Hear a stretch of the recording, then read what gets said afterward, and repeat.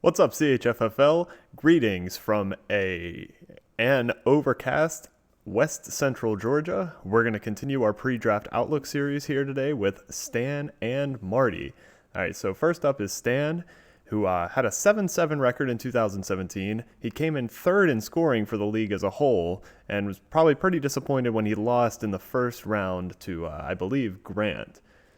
However, Stan set himself up very well this year. Looking at his potential keepers, I have 5 for him in order of how valuable I think they are. First, Michael Thomas, who Stan kept last year, remains one of the best keepers to have in this league. He can have him in the 5th round, pick 59, even though he is an late first to early second rounder by Fantasy Pros PPR rankings and by ESPN's PPR average draft position. Josh Gordon, who Stan snagged in the last round of last year, and I am only extremely upset about that.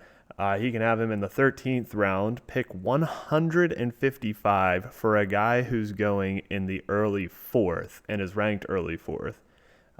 Sticking with the wide receivers, Stan has Robert Woods in the 8th round.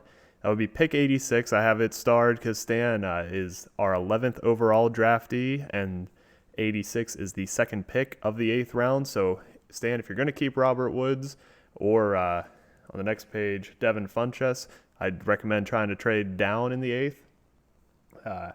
He's ranked Fantasy Pros 72, average draft position 65.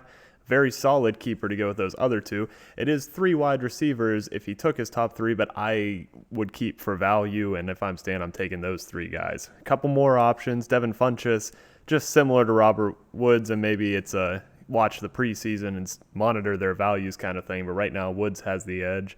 And then Matt Ryan I included on here. I know I like Matty Ice. Stan's probably a fan of Matty Ice. I personally would not keep a quarterback who around the same that pick that they're going, just because quarterback seems really deep this year.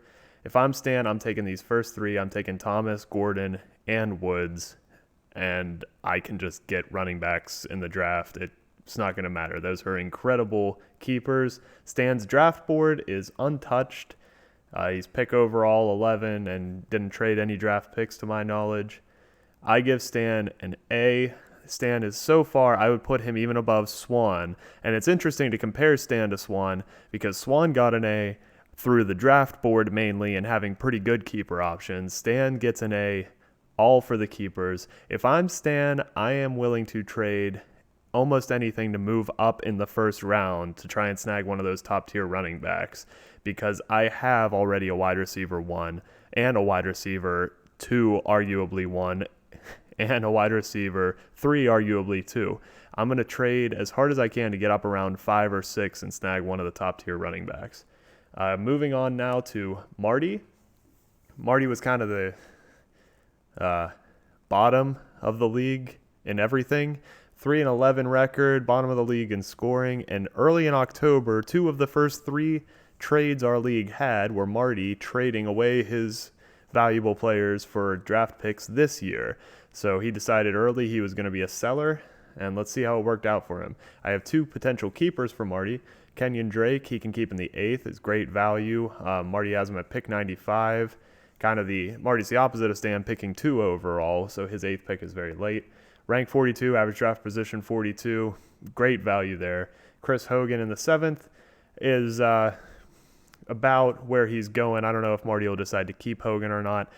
I personally probably wouldn't with those numbers, but he could. The Patriots, I know, lost Matthews and signed Decker today. I don't think that affects Hogan's value, but with Bill Belichick, you never know. Now let's look at Marty's draft board. He acquired the extra 4th and 2 extra 5ths. He has a little gap with no picks in the 10th or 11th, but that shouldn't harm him too much. One thing Marty kind of got the bad end of the stick was his 4th round pick that he traded for ended up being 10th overall through the lottery. Now, I gave Swan an A with a kind of similar draft board, but something that's really important, I think, that I didn't point out in my video is Swan's 3rd round pick that he acquired was actually the first pick in that round. So I think Swan's draft board is still a little more impressive than Marty's, so I'm marking Marty a little behind him with an A-. Still very good. He successfully sold off last year, and he should be set up pretty for this season. We're now 8 out of 12 teams through. I think we got Roy, Parker, myself, and Wes still to go. So look forward to those. If you want to see the rest of the pre-draft video or Outlook videos, I'll have them in the corner. And till next time, just fill out that form for when we're going to draft. We'll have that date very soon, and we'll see you.